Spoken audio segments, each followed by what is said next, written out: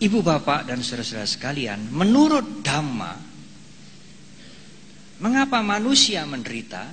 Lingkaran di tengah inilah dalang, aktor utama yang membuat penderitaan, yang mengakibatkan penderitaan dari semua makhluk. Gambar apa yang digambarkan di sini? Ada 3 binatang. Babi, kemudian ayam jantan, dan ular kobra. Mulutnya babi menggigit ekornya ayam, sang ayam menggigit ekornya ular, dan ular menggigit ekornya babi. 3 hal ini saling mempengaruhi, saling bergantungan. Babi dilambangkan atau melambangkan, digunakan untuk melambangkan kegelapan batin, moha, egoisme, tidak mengerti hukum karma, tidak mengenal hukum sebab musabab, tidak mengenal hukum karma, tidak mengerti mana yang baik, mana yang tidak baik, tidak mengerti perbuatan yang sehat dan perbuatan yang merugikan, tidak mengerti hukum perubahan, menganggap segala sesuatu itu kekal, menyenangkan, dan sebagainya. Karena kebodohan inilah, maka kalau seseorang merasakan sesuatu, menikmati keadaan yang menyenangkan, dia ingin menikmati lebih banyak. Dia ingin memperoleh atau menggenggam selama-lamanya. Keinginan untuk menikmati kenikmatan, kesenangan lebih banyak, lebih lama, syukur selama-lamanya, itulah loba atau keserakahan. Keserakahan menimbulkan keiri hatian, keserakahan menimbulkan nafsu, kenikmatan indria, dan sebagainya. Oleh karena itu, moha, kegelapan batin, digambarkan sebagai babi. Mungkin mengapa menggunakan babi? Mungkin babi tidak bisa membedakan mana yang jorok dan mana yang bersih. Apa yang dia lakukan hanya makan dan tidur. Sudah waktunya nanti disembelih. Dan tidak ada pekerjaan lain yang bisa dilakukan oleh babi selain makan sebanyak-banyaknya, tidur kalau kenyang, dan kalau sudah gemuk disembelih. Keserakahan dilambangkan sebagai ayam jago. Karena keserakahan menimbulkan keiri hatian, keserakahan mempunyai keturunan juga, keinginan untuk menikmati kenikmatan indria lebih banyak, lebih luas, syukur selama-lamanya, seperti ayam jago yang dengan congkaknya menunjukkan kejantanannya, dan nanti kalau sudah kepingin kawin, tidak peduli babonnya tidak siap, lalu diuber-uber, ya, diuber-uber sampai kena, ya. Oleh karena itu ayam jago digunakan untuk melambangkan loba, keserakahan. Tetapi kalau yang menimbulkan kesenangan, kalau yang menimbulkan kenikmatan itu tidak bisa lagi didapatkan, tidak bisa dikuasai, maka akan timbullah rasa tidak senang, akan timbullah marah, akan timbullah kebencian. Karena yang menyenangkan, yang enak-enak, yang memberikan kenikmatan tidak bisa lagi dikuasai, tidak bisa lagi dimiliki, maka timbullah kemarahan, kejengkelan, penasaran, kebencian, bahkan mungkin sampai kejahatan seperti pembunuhan dan sebagainya. Itulah dalam bahasa Pali disebut dosa, Dalam bahasa Sanskerta disebut dwesa, yang dilambangkan ular kobra. Seperti itulah sifatnya kebencian, seperti ular yang diam, tidak cerewet, tidak mengumbar keangkuhannya seperti ayam jantan, tetapi dia diam dengan menyimpan kebencian. Kalau kita lengah, kita menyentuh atau lewat di bawahnya, maka ular akan mematuk kita dan mematikan kita.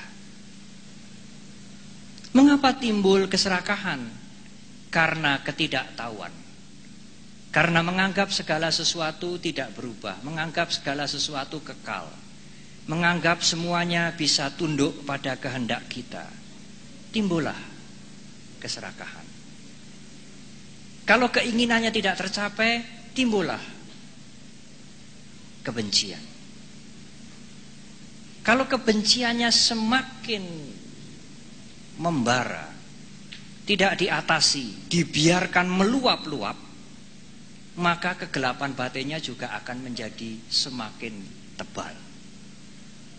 Kalau kegelapan batinnya menjadi semakin tebal, semakin menjadi-jadi, nafsu ingin menguasai yang lain juga semakin hebat. Kalau dia tidak berhasil, tidak sukses, kebenciannya juga semakin menjadi-jadi. Kalau kebenciannya semakin menjadi-jadi dibiarkan, maka egoisme kegelapan batinnya juga semakin menjadi-jadi.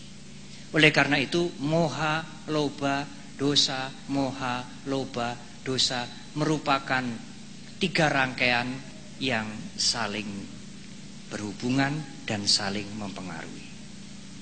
Inilah aktor, tidak sekedar provokator, inilah aktor, sang dalang yang membuat makhluk-makhluk menderita tidak ada habis-habisnya karena tidak menyadari, karena kegelapan.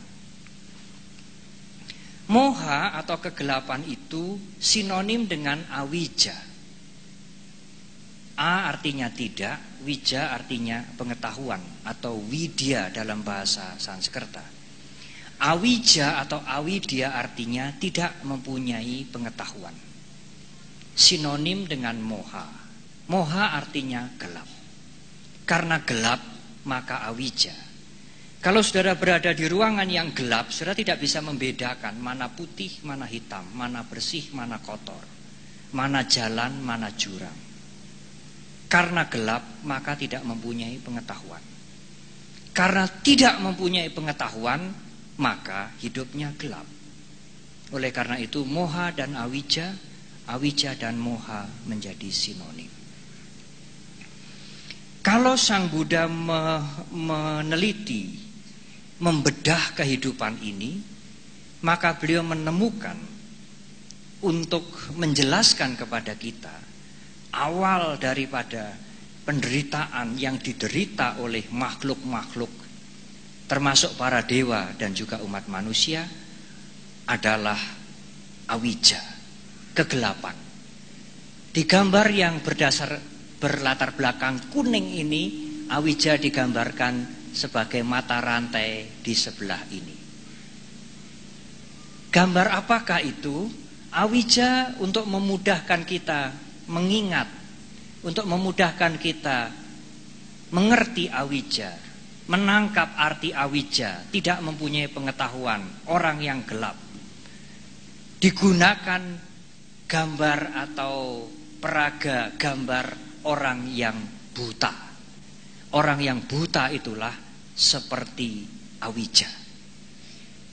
Dalam relief kita nanti di lantai 2, awija akan muncul menjadi 3 blok, 3 panel. 1, 2, dan 3. Dari 3 panel ini saudara melihat orang yang buta. Digambarkan orang yang sedang mencari-cari tongkatnya karena dia sedang kehilangan atau terlepas tongkatnya dari tangannya. Sekarang dia sudah mendapatkan tongkatnya dan dia berjalan dengan bantuan tongkat karena dia buta. Tetapi meskipun sudah memakai tongkat, dia bisa terantuk pada batu, terantuk pada gundukan tanah. Tongkatnya lepas dan akibatnya dia bisa masuk jurang. Inilah akibat awija. Inilah akibat kegelapan batin yang digambarkan orang yang buta. 3 relief awija ini, 1 sudah diselesaikan. Seperti ini. Ini adalah awija. Awija menjadi sebab. Kegelapan batin menjadi sebab. Kurangnya pengetahuan tentang kehidupan ini menjadi sebab. Mengakibatkan apa, Bante? Mengakibatkan lingkaran yang kedua. Karena tidak mengerti hukum karma, tidak mengerti hukum sebab musabab, tidak menyadari di dunia ini semuanya bisa berubah, tidak menyadari bahwa kebaikan berakibat kebahagiaan, sedangkan perbuatan yang tidak baik berakibat penderitaan, tidak menyadari semuanya itu, maka akibatnya orang yang diliputi awija ini melakukan bermacam-macam perbuatan. Ada perbuatan yang baik, ada perbuatan yang jahat. Yang baik ada yang sangat berbobot, ada yang ringan. Perbuatannya yang jahat ada yang jahat sekali, ada yang ringan. Dia sudah membuat bermacam-macam perbuatan, yang baik maupun yang jahat, dan dia masih terus membuat bermacam-macam perbuatan karena kebodohannya. Di sini digambarkan orang yang membuat pot, kuali, keramik, vas. Ada yang kecil, ada yang besar, ada yang langsing, ada yang bulat, ada yang pipih, ada yang agak aneh-aneh bentuknya. Tapi juga ada pot-pot yang baik, ada pot-pot yang hancur, pecah, ya. Kemudian mungkin ukurannya tidak cocok, ya. Kemudian rusak. Dan orang ini meskipun sudah mempunyai pot-pot banyak, periuk yang banyak, vas-vas yang banyak, yang bagus juga sudah banyak, yang rusak juga sudah banyak, tetap dia masih membuat terus. Membuat karma-karma terus. Membuat karma-karma yang tidak terarah, yang ngawur karena kegelapan batinnya, karena awija. Awija mengakibatkan sangkara. Sangkara di sini adalah diterjemahkan dengan bentuk-bentuk karma. Di sini digambarkan dengan 3 blok, ya. 3 panel. Saudara yang tidak mengenal panel mungkin ya 3 blok, ya. Orang yang membuat periuk. Di sini periuk itu sudah ada kan, ada vas, ada guci, ada yang panjang, ada yang kecil, ada yang pendek, ada yang besar sekali, ada yang rusak, dan dia masih terus membuat. Seperti belum puas, belum selesai, dan mungkin tidak pernah selesai. Dan dia membuat periuk sangat banyak. Yang afkir juga sangat banyak. Yang jadi juga banyak. Dan bermacam-macam. Kemudian gambar yang ketiga ini dari sangkara, periuk-periuk itu mulai dibakar. Dari hasil pembakaran ini, di dapur pembakaran ini ada yang rusak, tapi juga ada yang jadi. Yang jadi ada yang besar, ada yang tanggung, ada yang kecil. Gambar ini menggambarkan, melambangkan bentuk-bentuk perbuatan. Bermacam-macam perbuatan yang kita, kalau saya menguraikan, saudara jangan berpikir orang lain melulu, ya. Saudara juga harus awakku kepriye yo, begitu ya. Saya bagaimana ya? Ya kita semua seperti inilah. Pada saat kita gelap, pada saat kita tidak mengerti dhamma, kita melakukan perbuatan yang ngawur. Kita melakukan perbuatan yang tidak terarah. Apakah itu jahat sekali, atau mungkin itu baik. Dan terus kita melakukan perbuatan yang tidak terarah, yang tidak kita sadari akibatnya karena awija, karena kebodohan, karena kegelapan, karena kurang pengetahuan. Jadi kegelapan mengakibatkan bentuk-bentuk karma. Jadi Bante, kita membuat bermacam-macam perbuatan ini disebabkan oleh kegelapan, betul. Karma akibatnya, sebabnya kegelapan batin. Tetapi karma ini menjadi sebab yang baru, yang mengakibatkan patisandi. Ibu bapak saudara sekalian, karma itu perbuatan yang baik, yang jahat, ya, yang jahat sekali dan sebagainya, merupakan akibat. Yang menyebabkan kita membuat karma apa? Kegelapan batin, kebodohan. Akibatnya kita membuat macam-macam perbuatan yang ngawur-ngawur, ya, yang tidak terarah. Nah, selain karma itu adalah akibat, karma juga bisa, ya, bisa juga atau juga bisa menjadi sebab. Jadi tadi saya katakan karma itu akibat, tapi dia juga sebab. Karena tidak berhenti. Kalau orang sudah membuat karma, maka timbullah akibat. Akibatnya karma apa? Setelah dia menutup mata, setelah dia meninggal dunia, hidupnya tidak berhenti. Dia lahir kembali. Loh, kok bisa lahir kembali, Bante? Ya, karena kekuatan karmanya belum habis.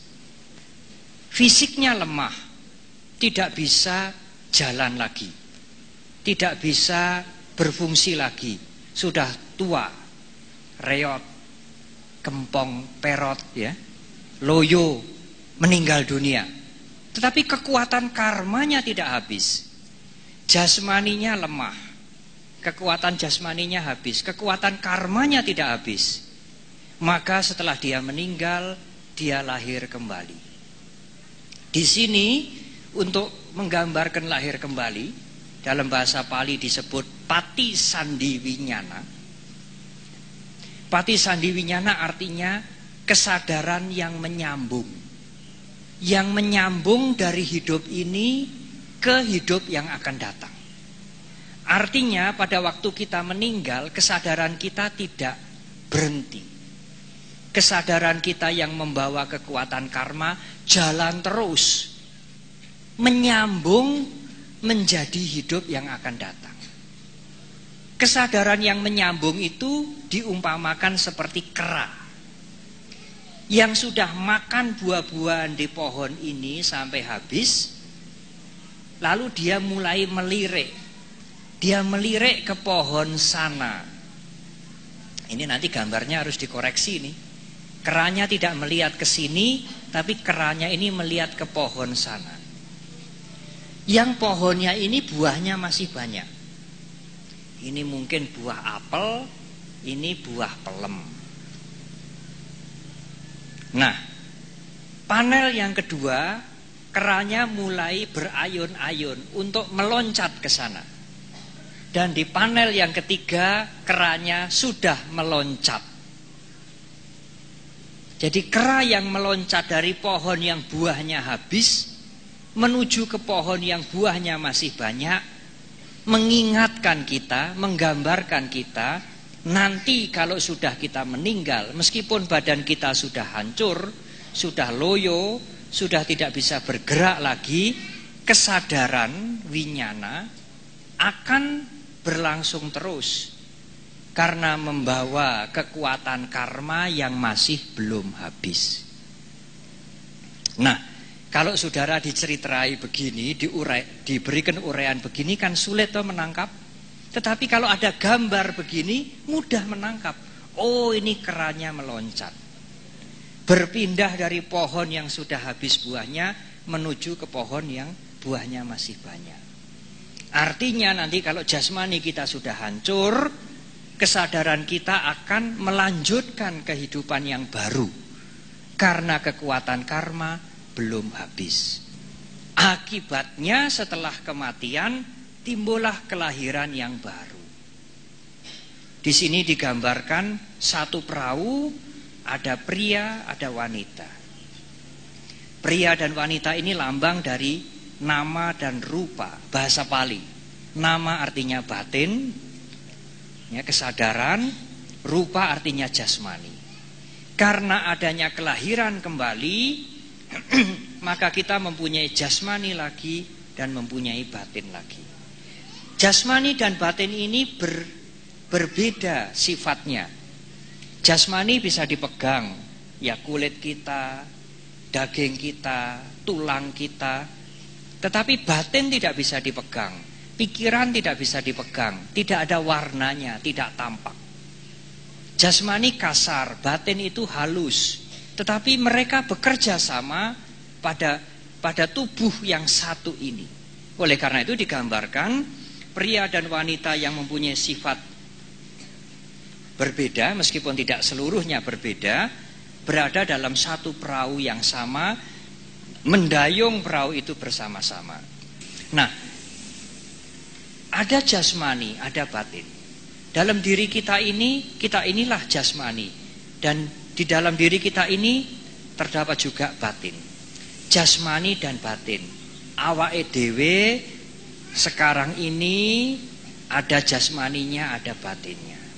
Loh, kok sampai punya jasmani dan batin ini sebabnya apa? Sebabnya karena dilahirkan kembali, kera yang meloncat. Mengapa sampai dilahirkan kembali? Karena membuat karma yang bermacam-macam. Orang membuat periuk.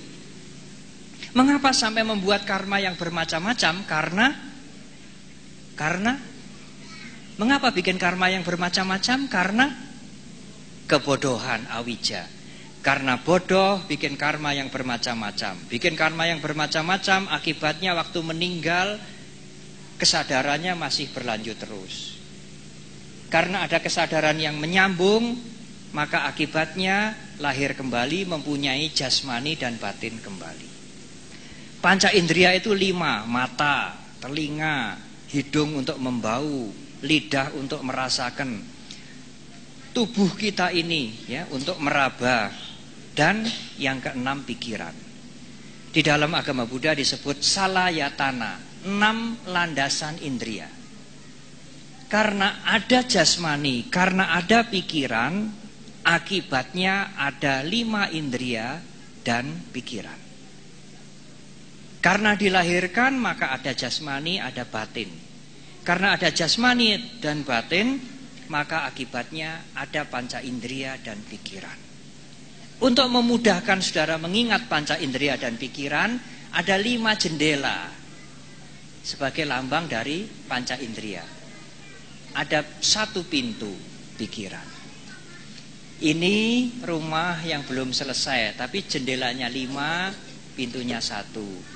Ini rumah yang sudah selesai. Jendelanya tertutup semua, pintunya terbuka. Mata bisa ditutup, telinga ditutup, hidung ditutup. Mulut tidak makan apa-apa, jasmani tidak nyenggol apa-apa. Tapi pikiran ini jalan terus. Pikiran ini sulit ditutup. Meskipun tidur ya pikirannya jalan terus. Mimpi yang tidak karu-karuan. Dan gambar yang ketiga, semua terbuka. Panca indera ini terbuka semua, pikiran juga terbuka. Nah, sekarang mari kita berpikir. Saya berbicara agak cepat ya, supaya setengah jam bisa selesai. Sekarang ada 5 indria. Mata, hidung, telinga, mulut. Ada pikiran. Ada 5 indria, ada pikiran.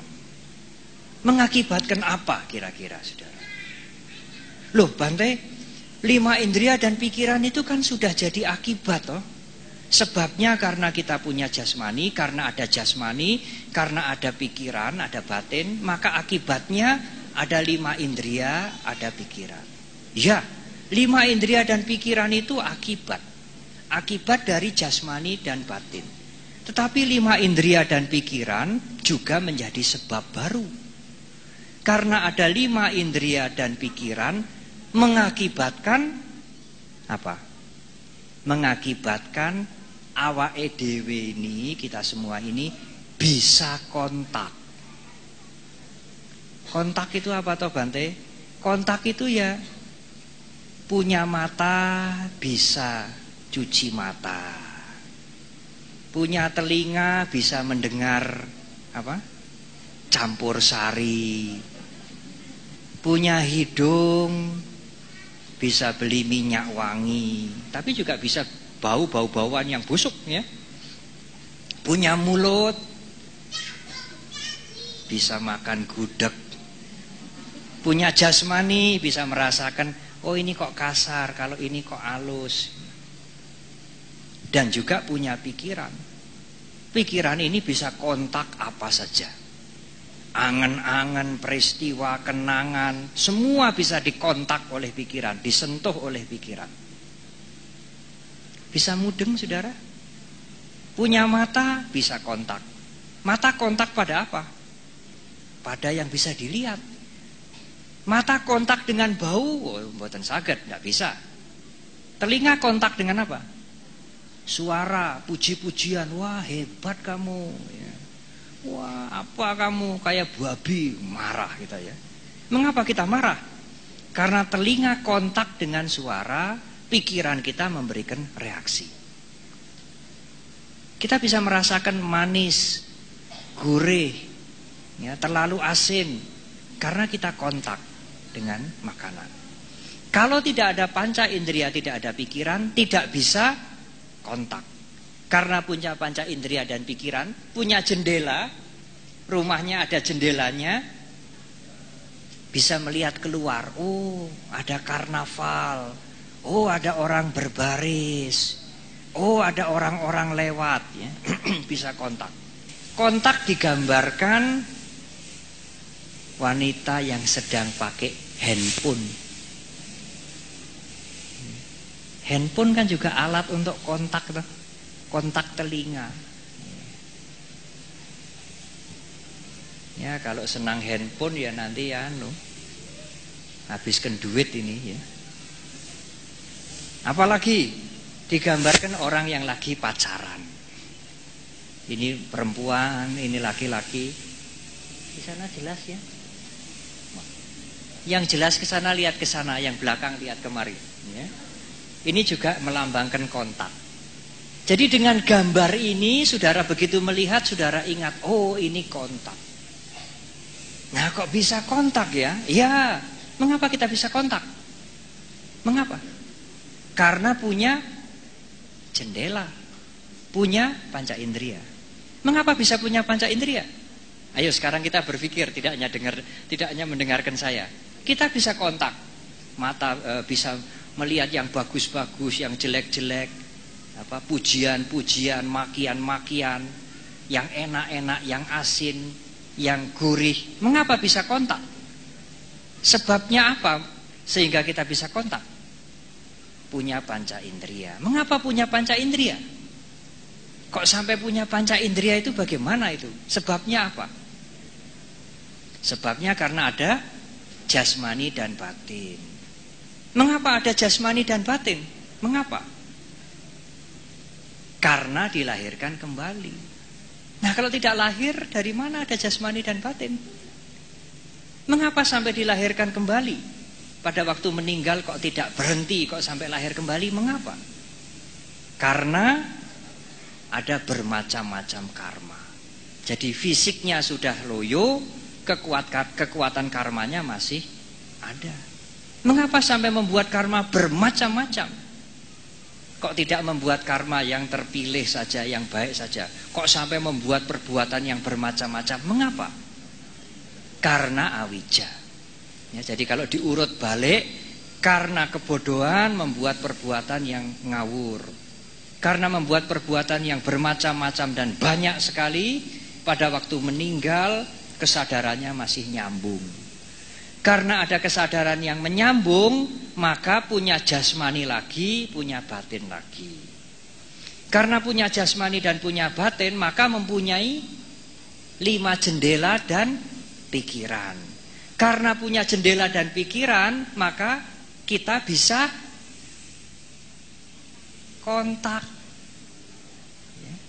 Karena punya jendela, punya panca indera dan pikiran, kita bisa kontak. Gampang toh saudara ya?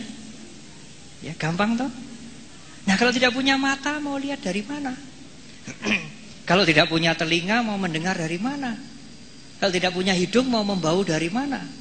Kita bisa melihat, bisa mendengar, bisa membau, bisa merasakan karena kita punya panca indera. Karena punya panca indera, akibatnya kita bisa kontak. Karena kita suka kontak-kontak, akibatnya timbul perasaan sebelum keinginan, maaf. Timbul perasaan. Perasaan apa Bante? Nek ora seneng, yo ora seneng. Seneng atau tidak senang, atau netral. Ya, 3 ini. Senang atau tidak senang, suka atau tidak suka, atau netral. Kalau kita dengar pujian, senang. Dengar makian, tidak senang. Wah, waktu gong ini megah ini sekarang, senang. Wah, megah tapi gimana nanti? Lah, mulai tidak senang. Ya. Jadi kontak panca indera dengan dunia luar mengakibatkan perasaan. Senang atau tidak senang. Mata melihat yang kita suka, waduh senang aku. Tapi melihat yang kotor-kotor, melihat yang tidak teratur, wah tidak senang saya. Demikian juga makan. Kalau kita senang ya, kalau kita makan makanan yang kita senangi, wah senang. Kalau kita makan makanan yang asing, wah muntah, ya, tidak senang. Semuanya. Panca indera menghasilkan, mengakibatkan 2 hal. 3 juga boleh, tapi untuk memudahkan menjelaskan 2 hal. Kalau tidak senang, ya tidak senang. Nah, perasaan itu digambarkan orang yang matanya kena panah. Loh, mengapa Bante? Karena perasaan itu membuat orang buta. Nek wis ora seneng, wah, ketemu mukanya saja ngidu. Orang yang sudah senang atau tidak senang tidak bisa objektif. Oleh karena itu, perasaan digambarkan orang yang matanya kena panah. Karena perasaan itu membutakan. Demikian juga kalau kita sudah senang. Senang pujian, senang makanan, senang udut. Wah, itu sudah membutakan sudah. Dikasih tahu, wah itu berbahaya, tidak baik untuk paru-paru, ngentekke duit, wah tidak peduli. Senang itu membutakan. Ya. Dalam bahasa Pali, senang atau tidak senang itu disebut wedana. Dan digambarkan dalam 3 blok kalau tidak salah. 1, 2, maaf dalam 2 blok. Ini orang yang matanya kena panah, ini kena panah dan dia mulai bergulung-gulung. Ya. Ini masih duduk, ini sudah bergulung-gulung. Matanya buta. Orang yang buta kena panah. Seperti senang atau tidak senang yang membutakan kita.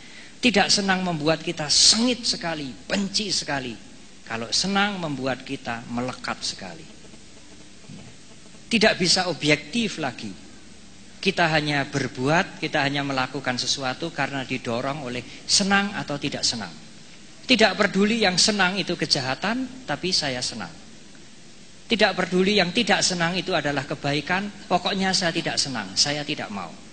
Oleh karena itu perasaan membutakan. Tetapi perasaan ini bukan akhir. Perasaan ini provokator. Ini bukan aktor, ini provokator. Karena aktornya itu tadi babi, ayam jago dengan ular. Ini provokator sekarang. Ya, menggelitiki kita, ya. Menghasut kita. Menghasut bagaimana Pak? Kalau orang sudah senang atau tidak senang, dia kepingin lagi. Kalau senang ya dia ingin lagi, lebih banyak, terus. Kalau tidak senang bagaimana Bante? Kalau tidak senang dia ingin menghancurkan, ingin meninggalkan, ya ingin membalas. Dan kalau keinginan itu diikuti, dia ingin melakukan itu terus. Jadi ketidaksenangan memancing kebencian, kesenangan memancing keserakahan. Kalau saudara senang, saudara ingin terus menikmati. Kalau saudara tidak senang, saudara ingin terus-menerus menghancurkan. Itulah tanha. Tanha ini nafsu keinginan. Jadi orang mempunyai keinginan didorong bukan oleh panya, bukan oleh wisdom, bukan oleh penalaran dhamma, tetapi oleh perasaan. Perasaan ini mendorong dia untuk berbuat. Kalau dia merasa senang, wah apapun dia lakukan. Supaya senangnya itu bisa lebih lama, bisa dimiliki terus. Kalau dia tidak senang, dia ingin menghancurkan terus, dia ingin memusuhi terus. Dan kalau dia mengikuti keinginannya itu menjadi nafsu. Inilah tanha. Bagaimana menggambarkan tanha? Kalau perasaan digambarkan orang yang buta karena kena panah matanya, tanha digambarkan orang yang makan. Ini ada wanita yang makan. Pria juga suka makan ya. Dan ini kebetulan yang dilukis wanita. Makanan ini habis, ganti makanan yang lebih banyak. Dan sampai malam hari, ini ada burung hantu, ini ada bulan. Ya, ini melambangkan malam. Dia masih makan saja. Seperti tidak pernah kenyang. Itulah tanha, nafsu keinginan. Ingin, terus ingin. Mengapa ingin? Karena diprovokasi oleh perasaan. Bagaimana Bante supaya perasaan tidak memprovokasi? Nah, sesungguhnya antara gambar ini dengan gambar ini, disinilah letak kita belajar Dhamma. Kalau saudara punya mindfulness, punya awareness, kesadaran yang penuh dari latihan meditasi, dari latihan menggunakan kesadaran, saudara tidak akan terpancing untuk timbul nafsu keinginan. Minum kopi enak, ya wis, enak ya enak, udah. Enak ini juga tidak kekal kok, tidak selama-lamanya, udah. Kalau tidak ada kesadaran, tidak ada perhatian yang penuh, rasa enak itu akan menyeret saudara untuk cari lagi. Dan kalau saudara menuruti, mengikuti, memberikan lagi, dan lagi, maka akan timbullah keinginan yang nafsu, bukan keinginan yang wajar. Nah, nafsu keinginan ini jadi akibat Bante. Ya, ini akibat. Sebabnya diprovokasi oleh perasaan.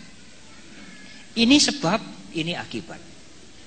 Tapi ini sekarang menjadi sebab yang baru mengakibatkan ini. Karena keinginannya dituruti terus. Yang senang juga dituruti terus. Yang tidak senang juga dituruti terus. Akibatnya timbullah kemelekatan, kantil. Ya, bahasa Jawanya kantil, lengket. Lengket pada apa Bante? Lengket pada kopi, lengket pada udut, lengket pada apa lagi? Lengket pada bioskop, lengket pada apa saja yang menyenangkan. Yang menyenangkan mata, menyenangkan telinga, menyenangkan hidung, menyenangkan mulut. Kalau dituruti terus-menerus, membuat ketagihan. Ya, lengket itu ketagihan. Karena dituruti terus-menerus menjadi ketagihan. Dalam psikologi dikatakan, kalau saudara tidak mempunyai kebiasaan baru, lalu saudara melakukan kebiasaan itu 90 kali, kebiasaan yang dilakukan 90 kali menjadi watak yang baru. Saudara tidak pernah meditasi toh misalnya ya. Sekarang dipaksakan tiap pagi meditasi. Kalau sampai saudara sudah meditasi setiap pagi 90 kali, maka meditasi itu menjadi seperti watak yang baru. Nek ora meditasi tidak enak. Apalagi yang muda-muda ini, si itu tidak kenal dengan si dia sono, ya. Si gadis itu tidak kenal dengan si perjaka itu. Sekarang mulai kenal. Tiap sore datang ke rumahnya. Kalau baru 5 kali, 10 kali, masih belum menjadi kemelekatan. Lagi seneng dia, ya. Lagi senang, cocok, ya. Kalau orang pacaran kan katanya apa-apa cocok, ya. Yang jelek-jelek juga jadi baik, ya. Nah karena cocok, karena senang didatangi terus, tanha, dan dituruti terus. Kalau sudah apel 90 kali, itu sulit untuk dipisahkan. Di dalam psikologi dikatakan, kalau perbuatan sudah diulangi 90 kali, seperti menjadi watak yang baru. Jadi kalau saudara mau berhati-hati, kalau ada sesuatu yang baru, saudara ragu-ragu, ya lebih baik tidak dilakukan. Kalau mau melakukan, ya jangan sampai 90 kali. Kalau sudah 90 kali nanti lemedot itu angel nanti, ya. Lemedot itu angel nanti. Kalau sudah 90 kali menurut ilmu jiwa, itu nanti akan menjadi sifat yang baru. Nah, inilah kemelekatan. Karena keinginannya dituruti terus, tidak pernah ada usaha untuk stop, maka menjadi kemelekatan. Menjadi ketagihan. Dalam bahasa Pali dikatakan upadana. Bagaimana untuk memudahkan orang mengingat kemelekatan? Ini orang sedang memetik buah-buahan, ini keranjangnya. Keranjangnya sebetulnya sudah ada isinya buah. Dia masih memetik. Dan memetik terus. Dan memanjat. Oh ini bukan memanjat, ini nyogrok ini. Dan tidak hanya nyogrok, memanjat sambil nyogrok. Meskipun bakulnya ini sudah penuh, keranjangnya ini sudah penuh, sudah luber-luber, terus saja, terus. Seperti itulah orang yang melekat.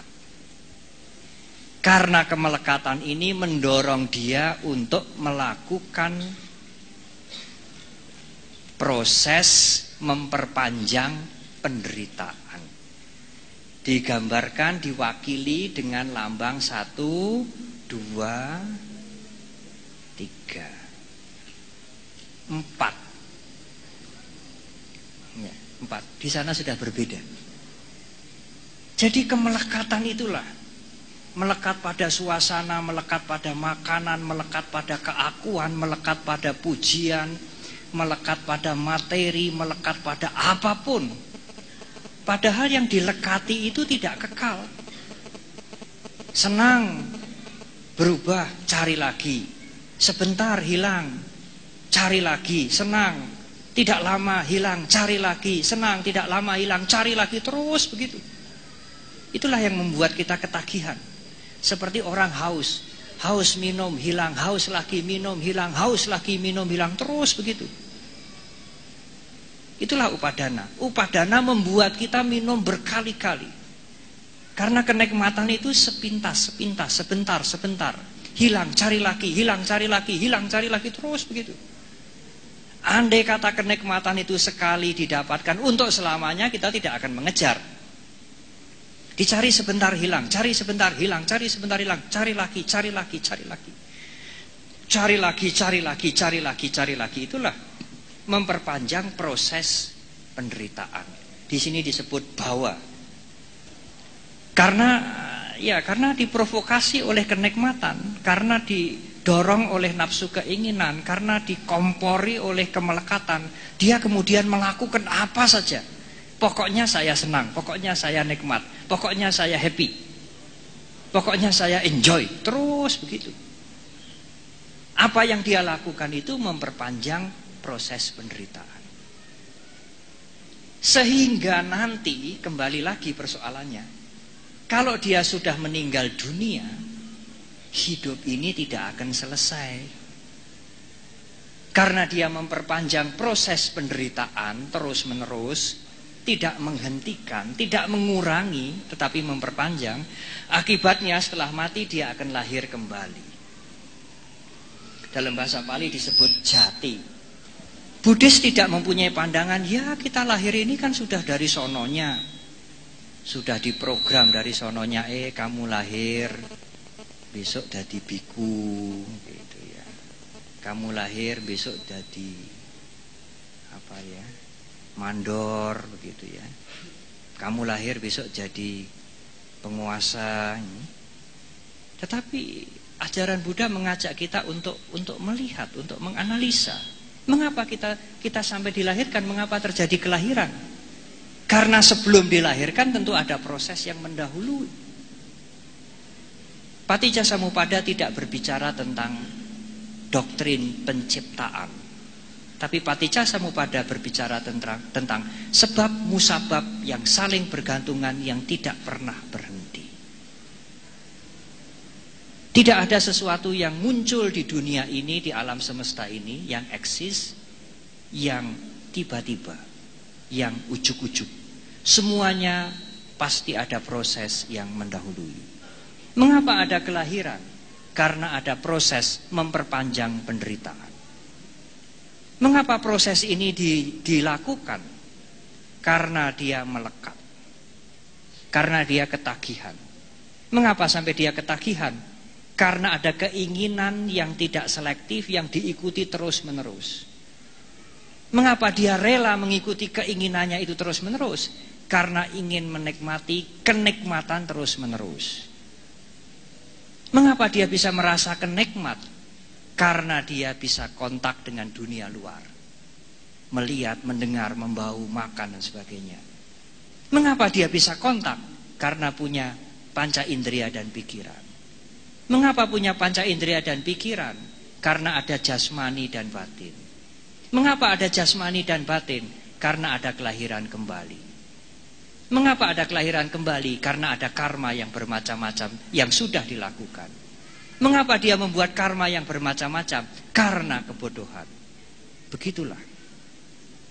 Nah, sekarang kelahiran sudah terjadi. Apa akibat dari kelahiran, saudara? Wah, ya ndak tahu, Bante. Lah awake dhewe nglakoni kok, saudara ya. Awake dhewe ini kan menjalani toh. Kita semua kan dilahirkan toh. Kalau kita semua tidak pernah melalui kelahiran, kita tidak ada di sini. Kita ada di sini, duduk di sini, berbicara di sini, mendengar suara saya karena kita dilahirkan.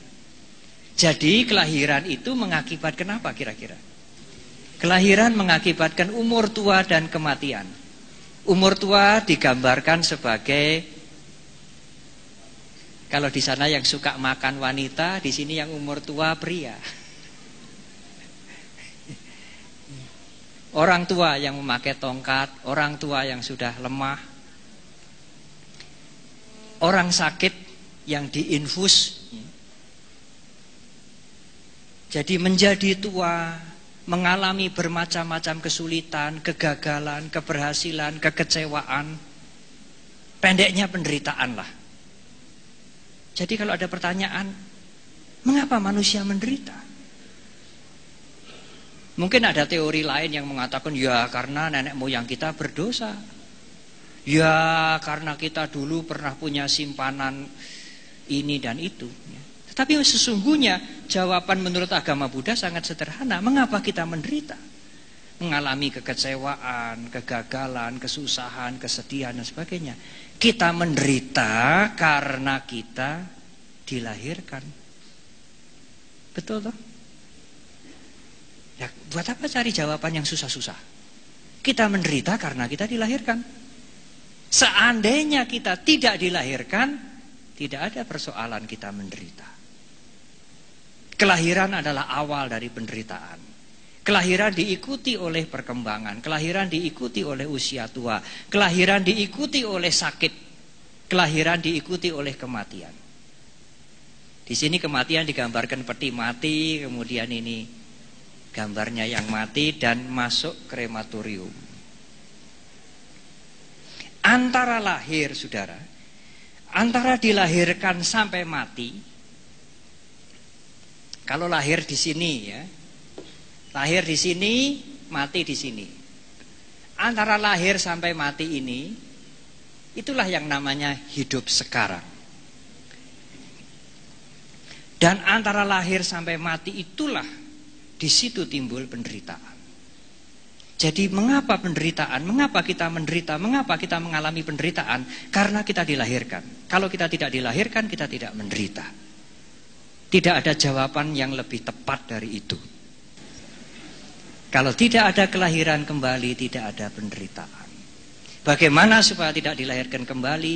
Jangan memperpanjang proses penderitaan. Bagaimana supaya tidak memperpanjang proses penderitaan? Jangan menjadi ketagihan. Jangan gondeli, jangan melekat.